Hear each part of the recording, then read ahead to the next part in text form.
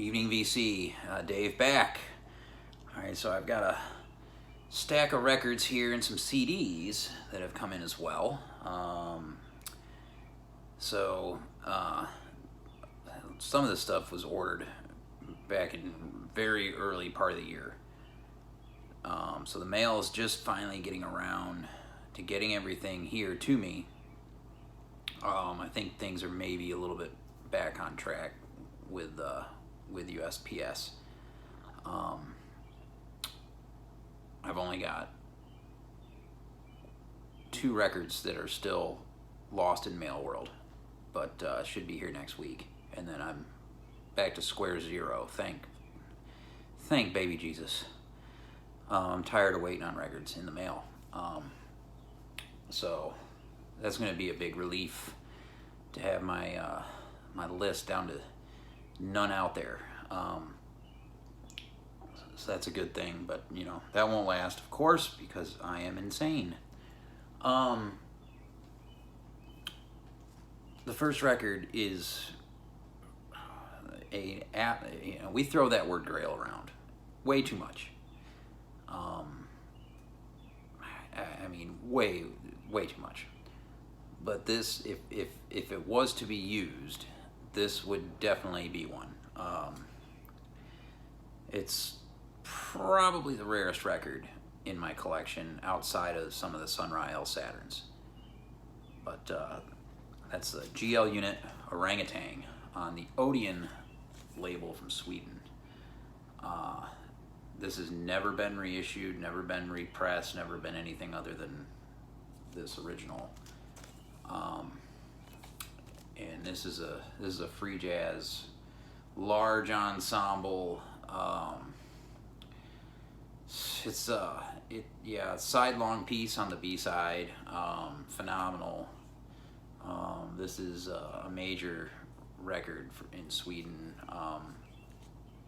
in Swedish jazz history, and extremely difficult to find. I found this copy, and it's a beautiful copy, from a seller in Germany, ordered January 4th, and just got it a few days ago. But it arrived, thankfully, in good condition, and I couldn't be happier with this. This is, I'm just gonna leave it in there. I had only ever seen one other VC member that had this record. That was Jonas in Sweden, and he recently traded it to a seller in Russia to get an absolute holy grail for him. So yeah, that's the only. This is one, when I first ever got on Discogs, was one of the first that went on the list, on the want list. One of the first. That was quite a few years ago. Maybe 4 or 5 years ago. And this is the only one that's ever popped up for sale. So it just worked out with the timing. I think I had gotten the second stimulus, and that's what went. This is Stimugonius. There you go. That's a big one.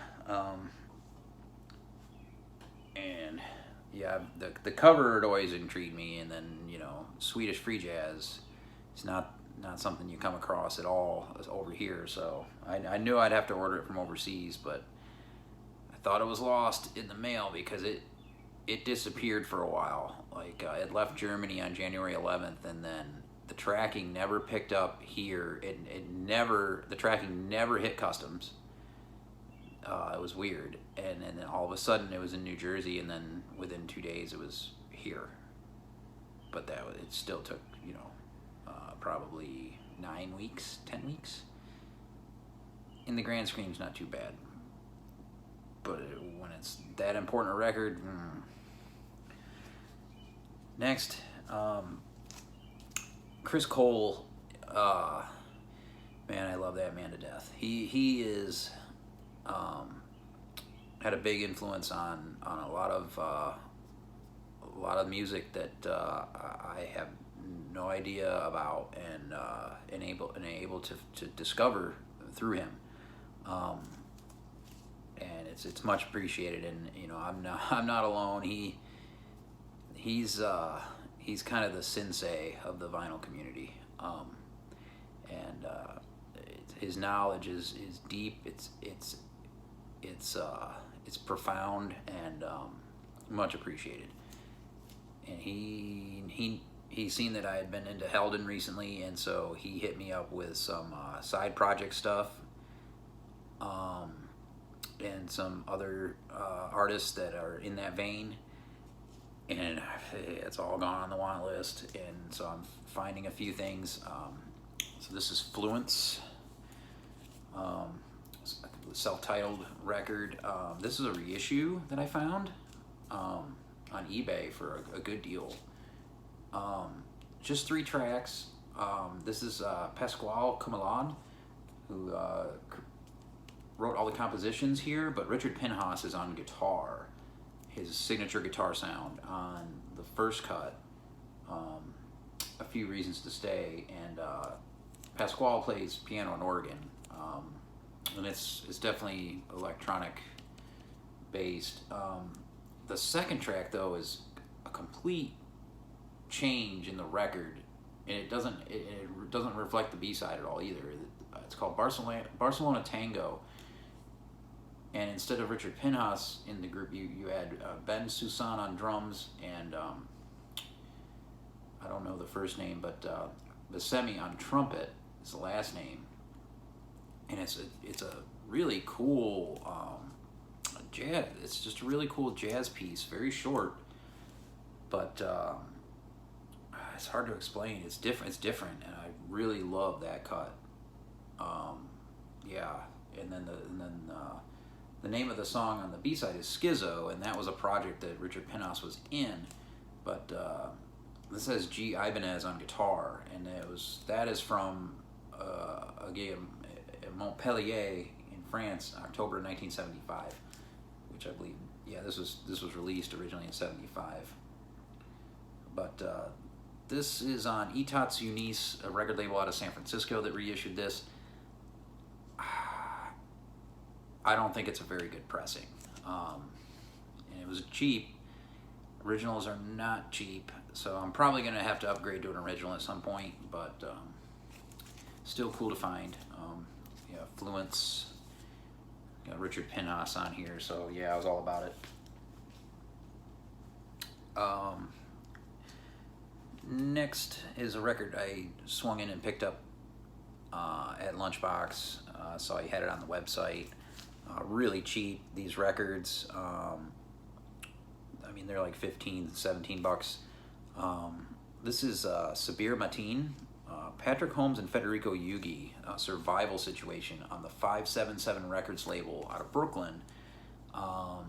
If you're looking to get into some contemporary jazz, you know, what's currently going on in the scene, here you go. This is from last year, from 2020, and Federico Yugi is killer on the drums. I got introduced to him through Daniel Carter on his records on this label, and yeah, I dig everything I've heard on this label so far.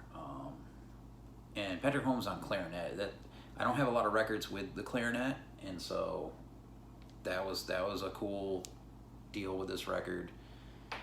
2 long cuts and 2 short cuts on each side. But yeah, this is fantastic. I'm picking up a bunch of stuff with Sabir Mateen. Yeah, great horn player. Yeah, he also plays clarinet too. Flute, sax. He plays a Farfisa Matador. I don't even know what it is. It sounds good. It's funny, Scott commented at Lunchbox on the cover art. He thought that was horrendous. The font was terrible. So yeah, if you're watching James Buttery, let me know your thoughts on this font. It looks like a fucking nightmare in your world, I would assume. Moving on. I'm sitting in the restaurant near my house with a John digital gramophone, getting ready to put a fork in meatloaf. I think I talked about this before. And Plastic Oddments, Alex Motor 247 posts this record for sale, and I had to put the fork down and hit sold. There's another big one for the jazz collection. New York Art Quartet on ESP-Disk. This is a stereo copy from 1966, originally released in '65. So this is one of the first reissues.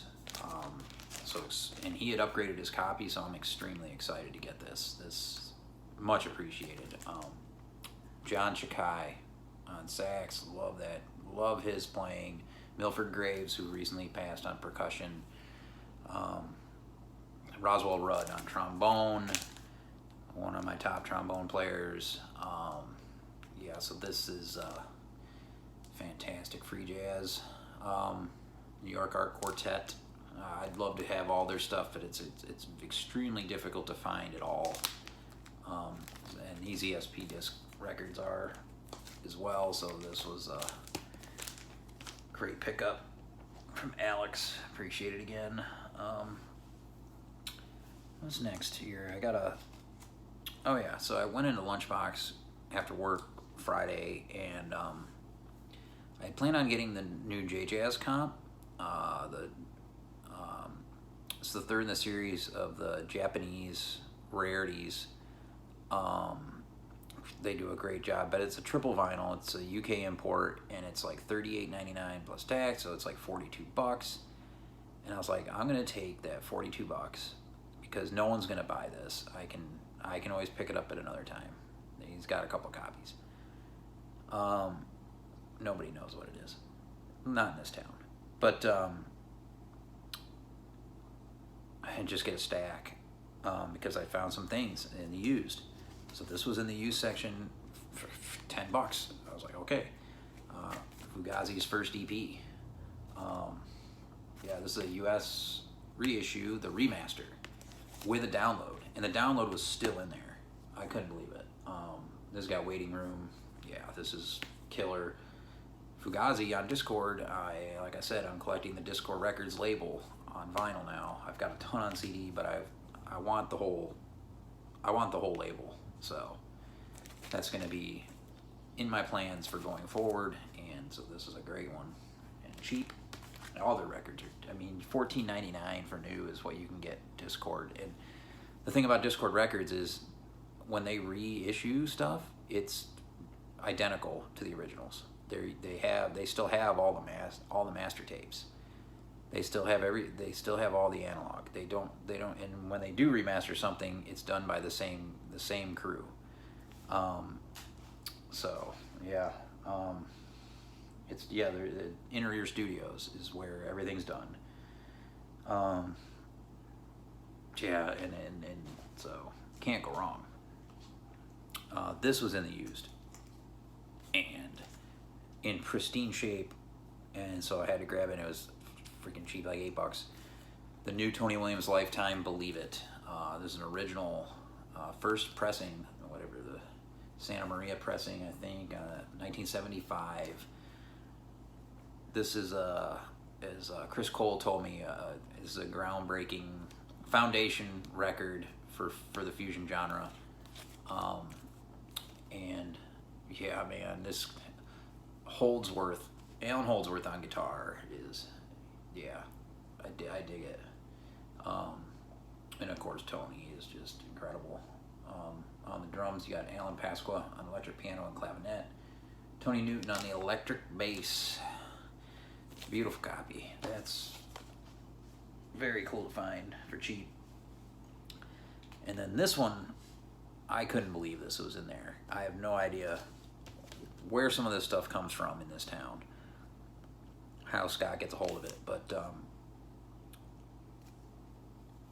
Carm had just showed some CDs. He was talking about this jazz festival that would come to Chicago that he'd go to a lot, and they'd have this pool table with all the merch on it, all the CDs, and he picked up tons of them. Really enjoyed that video. That was really fantastic. I recommended it. Check out his channel. And he showed the group Last Exit, which is Peter Brodsman, wild and out free jazz saxophonist, and his group Last Exit. I found this record, Iron Path, and it's a reissue from like 2015, 2016 on ESP-Disk. That reissued it. It was originally on a different label, but this has got Sonny Sharrock on guitar, Bill Laswell on bass, and Ronald Shannon Jackson on the drums. What a lineup with of course Peter Brodsman. Oof. Horrible artwork. Terrible. Some crazy names. Devil's Rain, Detonator, Marked for Death. Not the kind of titles you're gonna hear for on free jazz, but this is with the guitar. This is crazy, like heavy stuff. Yeah, very cool find though, and cheap. Had some people in the Vinyl Champions group comment on that. They've been looking for that for a while. I mean, it was a cheap record, at least the reissue. I'm sure the originals are crazy. Had been eyeing this for weeks and weeks, and hemming and hawing about it, and was like, I ended up picking it up, and it's Cluster 2. This is an iconic record. And yeah, this is Dieter Mobius and Hans Joachim Rodelius. I think one of the guys was in Neu, and great German stuff. And I just spun this yesterday. It came with a CD too. Now it's a Russia pressing. It's a reissue from 2007 on Lilith. Originally on Brain 72. I'd love to find a Brain copy. This kind of stuff never ever is around here. So I usually grab reissues of Krautrock, which is fine. The can reissues are great on the Mute Spoon label. This is a noisy as hell copy. New. I think it's because of the insert, so I need to give it a proper clean, because the insert is one of those real nice, you know. And it's crazy. It's all that's in Russian. It's definitely a Russian. It was made to sell in Russia. Everything's in goddamn Russian, which is crazy. But it's the records in here in this, and there's creates so much static and pops and clicks and stuff. So it's like, it wasn't too expensive. So, and it has the CD, so the CD makes up for it. So I have that in the car. This is great music for driving. So it's you know, it's cool to have. Good placeholder. I wouldn't recommend the Lilith label at all, but and the thing is, I want to get. They have another one though. One of the other Cluster records. It's hard to find, but I'm probably gonna hold off just because of how noisy this one is. But yeah. That's how it goes when you're just part of the deal with records. My goal going in there was to, since I just decided not to get the J-Jazz, was to get this specifically. They only had 3 copies left. Boris, Amplifier Worship, legendary, one of the first records from Boris. Originally, I think only on CD in Japan, so extremely hard to find. Third Man did a really nice reissue of this, double vinyl. I think this is the black vinyl. Did not get the limited color, but even these are limited. So yeah, real heavy Boris. The best Boris from Japan. I think they now live in the UK, but saw them at the Orange Peel. Holy shit. One of the best shows I've ever seen. It was so good. Wada, she's just a tiny little Japanese woman that just plays through these massive orange amp stacks to the rafters, and she's like a mini Tony Iommi meets Sun, like just killer. And then they have albums that groove too, just total groovers. Man, what a band. Next up, some reggae. Been finding some good reggae and dub stuff, but Steve over at Psych in the Valleys, he's in Wales. He just showed this record in his video with Mark and John and said it was $10, and he wasn't wrong. And so I was like, okay, I have to get this. It's a reissue of Keith Hudson's album Furnace. And Keith Hudson is a badass man. This is fantastic. This is on what label was it called? Sunspot, and it was originally released in '72. They did a really good job with this. 180 gram. It's got a nice insert. This is the Sunspot label. Real thick, heavy duty vinyl. The insert is really cool. That shows some of the early singles, and I have one of them. I have this one here, which has got U-Roy on it with them. Yeah, pretty dope. A lot of words. This is fantastic. Yeah, dope roots reggae. Put that back in here. Yeah, I'll worry about that later. Great album. Set that up there. And then this one, did a 4-way video the other night with Alex, Motor 247, Kieran up in Montreal, Needle Groove, and Record Bug from back in the day when he did videos. That's Mr. Dave Belson. He's now a seller under Wantlist Records. You can check out Wantlist Records on both eBay and Discogs. And I had remembered he's been posting on Instagram some records for sale, and he posted this particular record that Uncle Paul had recommended that I would, well, he said in a video I would dig it, and so immediately I checked it out on Bandcamp. It was freaking awesome. Put it on the want list, and then months went by, and then Belson showed it, and I was like, oh hell, he's got copies, a bunch of copies. And then I forgot about it, and then we got talking about it, and he's like, oh man, yeah. I was like, yeah, I need a copy. And he's like, okay, awesome. And then he said there's purple wax on 180 gram, and then there's regular black. And he said to go for the color, which I was kind of surprised he recommended to go color over black. But so I got it, Flying Vipers Cuttings, group from the Boston area, and this is really dope, like really dope stuff. Just yeah, this is hard to describe. This is a great record. Yeah, it is on the crazy purple wax.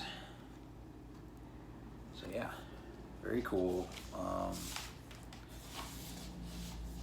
So yeah, check them out on Bandcamp. Flying Vipers Cuttings. Great artwork and some dope stuff. Yeah, and like I said, I do have some CDs here. I've been picking up some CDs on the Eramite Records label, so I've been really getting into this whole time period of the late 90s, early mid 2000s free jazz, almost all of it's exclusively CD, which is kind of a bummer, but in retrospect, kind of not. I can listen to these in the car. I still love my CDs. It's just the way it is. And these are kind of, actually, it's kind of cool that they're only on CD. I don't know. I dig it. So yeah, some more Sabir Mateen. This one's with Sonny Murray on the drums. We Are Not at the Opera. Very cool. And hell, Sherv might have showed all of these in one of his prior videos, which is why they were on my brain too. And then I know Carm showed one that we're both been looking for a while. Yeah, this is awesome. Like this, it's got the flyer from the original gig at the Amherst Unitarian Meeting House. Check this out. This is really cool. So yeah, I'm looking forward to getting into these. This stuff will wake you up on the way to work for sure. And then this one with Hamid Drake and Sabir Mateen, brothers together. Again, on the Eramite label. This one's just plain, completely plain. But yeah, this one's from 2000. Sabir is on tenor, clarinet, flute. Hamid Drake on the frame and trap. Great stuff. That's everything. It's quite a lot. I got a lot of listening to do this week. I mean, my routine is I get home from work, I immediately make dinner, get that out of the way quick, and then listen to as many records as I can before going to bed. And I check out what VC videos are out there that interest me too, but try to keep up with all you guys. That's a second job in itself. But yeah, hope everybody's well. This is a long one, I had a feeling, but take care. Peace.